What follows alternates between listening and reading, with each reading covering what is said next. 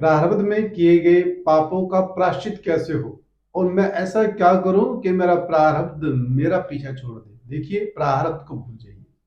प्रारब्ध में जो हो चुका वह आपके प्रारब्ध का कर्म का फल हुआ है। उसी कर्म का भोग आपने भोगा है। और वर्तमान को खराब ना करें प्रारब्ध के बारे में सोच के। पूर्व में आपने क्या किया है, पूर्व में कौन सा गुनाह किया, यह आपने सोच लिया कि मैंने पाप किया है, हो गया प्रायश्चित। रहा खा आप वर्तमान को खराब कर बैठोगे पूर्व के बारे में सोचकर। भविष्य वैसे ही खराब हो जाएगा अगर आपने वर्तमान को खराब कर लिया, इसको नष्ट कर लिया है प्रारब्ध के बारे में सोचकर। केवल प्राश्चित आपने मन में यह मान लिया कि मुझसे अपराध हुआ है। आपने यह मन में ठान लिया कि भाई भगवान मुझे क्षमा करे, मुझसे अपराध हुआ है और भविष्य में दोबारा यह गलती नहीं करूंगा। आपका हो गया प्राश्चित।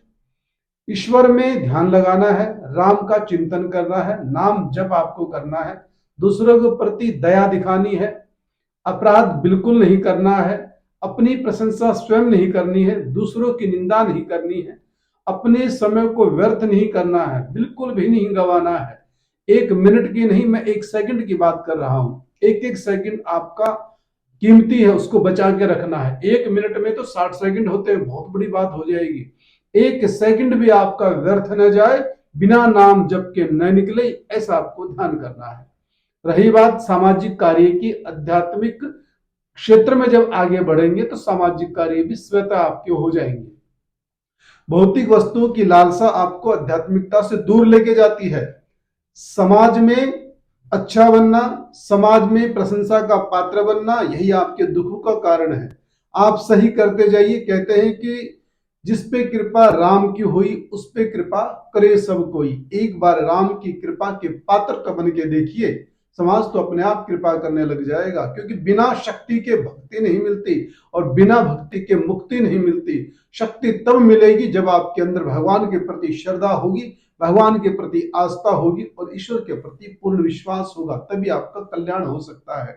जो आप कार्य कर रहे हैं, अत्यधिक कार्य तो आप वह करते हैं जिससे कि समाज प्रसन्न हो जाए, आपको सुख मिले, यही आपकी परेशानी का कारण है। क्योंकि सुख ढूंढने के लिए आप परेशान हो जाते हो कि कब मेरे अच्छे दिन आएंगे। अच्छे दिनों के इंतजार में वर्तमान को आलस्य से युक्त कर देते हो, वर्तमान को नष्ट कर देते हो। वर्तमान को सुधारो, वर्तमान में जियो। वर्तमान में जो भगवान ने आपको कर्म दिया उस कर्म को पूरी निष्ठा के साथ करो। अपने कर्तव्यों को पहचानो, क्या मेरा कर्तव्य है। केवल अधिकार के पीछे न पड़ो कि यह मेरा अधिकार है, मुझे ये चाहिए, ऐसा नहीं होता है। पहले अपने कर्म को शिद्दत से करो। अगर आप करोगे तो फिर देखना अधिकार के पात्र भी हो जाओगे और राम के सच्चे भगत भी बन जाओगे। क्योंकि राम की कृपा के बिना मुझे नहीं लगता कि आप कुछ कर सकते हैं। या तो आपने आज या फिर कल भगवान के बारे में सोचा ही होगा, प्रारब्ध के कल में सोचा होगा कि आज मैं क्या करूं, आने वाला मेरा समय सही हो जाए। क्योंकि बिना भगवान की कृपा के कुछ नहीं मिलता। प्रारब्ध में आपने ईश्वर को माना होगा तो आज आप सुख में जीवन जी रहे हैं। प्रारब्ध में आपने दया की होगी, प्रारब्ध में आपने धर्म का पालन किया होगा, प्रारब्ध में आपने कर्म किए होंगे। क्योंकि प्रारब्ध का हमको शुभ अशुभ दोनों ही प्रकार का भोग भोगना पड़ता है। ध्रुव भगत को छोटी आयु में भगवान की प्राप्ति होगी। ऋषि मुनियों ने प्रश्न किया कि हमें 10-10 हजार वर्ष हो गए, भगवान की प्राप्ति नहीं हुई है, ध्रुव भगत को कैसी होगी। नारद मुनि ने कहा कि ध्रुव ने प्रारब्ध में भगवान का चिंतन किया, भक्ति की है और अपने जीवन को बड़ी ही नियंत्रण में रह के यापन किया है। नाम जप के सहारे इन्होंने भगवान के भजन में लगे हैं, अपने जीवन को व्यतीत किया है। आज जीवन के आरंभ में ही उनको भगवान की प्राप्ति होगी। किया कर्म कभी खराब नहीं जाता। जिस प्रकार से अशुभ कर्म करोगे या किसी को दुख दोगे तो आपको भी दुख निश्चित तौर पर प्राप्त होगा। उसी प्रकार से किसी को सुख दोगे तो सुख भी आपको प्राप्त हो जाएगा। यही जीवन का सार है। किसी को दुख नहीं देना है, अगर दे सकते हो तो सुख दो। अपने जीवन को, गीता में लिखा है कि 3 प्रकार के योग बताए गए हैं, कर्म योग, ज्ञान योग और भक्ति योग। स्थूल, सूक्ष्म और कारण शरीर से संसार की सेवा करो, यह कर्म योग हो गया है। अपने आप में स्थापित हो जाओ, जानो जानने के भाव को ज्ञान योग कहते हैं, और अपने आप को भगवान को समर्पित कर देना, यह भक्ति योग कहलाता है। तीनों ही प्रकार से भगवान की प्राप्ति की जा सकती है, तीनों मार्ग से ही अन्य मार्ग निकलते हैं। इसलिए भगवान को चाहते हो, जीवन को सुंदर बनाना चाहते हो, तो आपको अपने संसार, अपने परिवार के पालन पोषण के साथ साथ में भगवान का भगत भी होना होगा, भगवान में आस्था भी रखनी होगी, नाम जप को बढ़ाना होगा। नाम जप करने से आपका उद्धार हो जाएगा। कहा गया है कि कलयुग केवल नाम आधारा, सुमिर सुमिर नर उतरे ही पारा। कलयुग में केवल नाम का आधार है, नाम के सारे चलोगे तो आपका कल्याण हो जाएगा।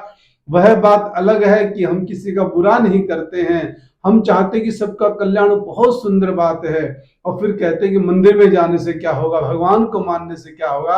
अरे भैया देखिए, हवा तो धूप में भी चलती है, छाव में भी चलती है, पूरे वातावरण में चलती है, लेकिन जब आपको धूप सताती है तो आप पेड़ की छाया में जाके क्यों खड़े होते हो? हवा तो धूप में भी चल रही है। देखिए, पेड़ की छांव में आपको शीतलता मिलती है। उसी प्रकार से देवालय, शिवालय, मंदिर में आप जाते हैं तो आपको शांति की अनुभूति होती है, आपको सकारात्मक ऊर्जा प्राप्त होती है। जैसे गाय की सेवा करने के लिए आप गौशाला में जाते हो तो आपको शांति की अनुभूति होती है। भगवान से प्रार्थना करने के लिए मंदिर में जाते हो तो आपको शांति की अनुभूति होती है। और मंदिर में जाना यह नहीं कि कुछ मांगने के लिए ही मंदिर में जाया जाता है। अरे मंदिर में जाना हमारा धर्म है, हिंदू सनातन संस्कृति का धर्म है कि मंदिर में जाओ, क्योंकि वहां पर भगवान का विग्रह बनाया गया है, भगवान का विग्रह स्थापित किया गया है, भगवान की छवि स्थापित की गई है।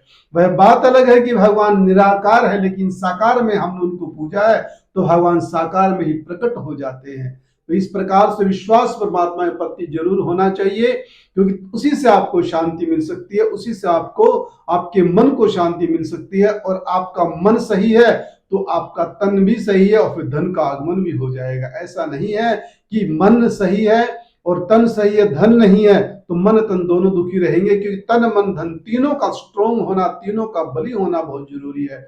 वो तीनों में से एक भी हट गया तो दो काम नहीं आते। इसलिए तन, मन और धन, तन सुखी, तन आपका स्वस्थ रहेगा जप करने से, मन स्वस्थ रहेगा, मन स्वस्थ रहेगा जप करने से, तन स्वस्थ रहेगा दूसरों की सेवा करने से, और धन आपका शुद्ध रहेगा दान पुण्य इत्यादि करने से। क्योंकि धन की तीन गति होती है, दान करना, भोग करना और नहीं तो नाश। न दानम न भोगम तृतीय गति नाशम। जो धन का न दान करता है न भोग करता है तो अपने आप तीसरी गति स्वतः हो जाती है, वो करने की जरूरत नहीं होती। उसी प्रकार से मन को बलि करने के लिए मन में अच्छे विचारों का गठन करना होगा, अच्छे विचारों का आह्वान करना होगा। अगर सकारात्मक हमारी सोच है तो मन हमारा अपने आप ही प्रसन्न रहने लग जाएगा। उसी प्रकार से तन का ध्यान रखोगे, योग करके, एक्सरसाइज करके, प्रातःकाल सायंकाल का भ्रमण करके अगर आप अपने तन को स्वस्थ रखते हो तो आपका तन में किसी प्रकार का रोग नहीं लगेगा। इसलिए कहा गया है कि तन मन धन तीनों का स्वस्थ होना अत्यधिक आवश्यक है। तभी आपका कल्याण हो सकता है, तभी आपका भजन हो सकता है, और तभी आप और आपका परिवार प्रसन्न रह सकता है। इन्हीं शब्दों के साथ में अपनी वाणी को विराम देना चाहूंगा। आशा करता हूं कि आज के वचन, आज के भाव आपको भाएंगे, और इसी विश्वास के साथ में अगली वीडियो के साथ पुनः आपसे मुलाकात होगी। जय श्री राम, जय श्री कृष्णा, जय भारत माता।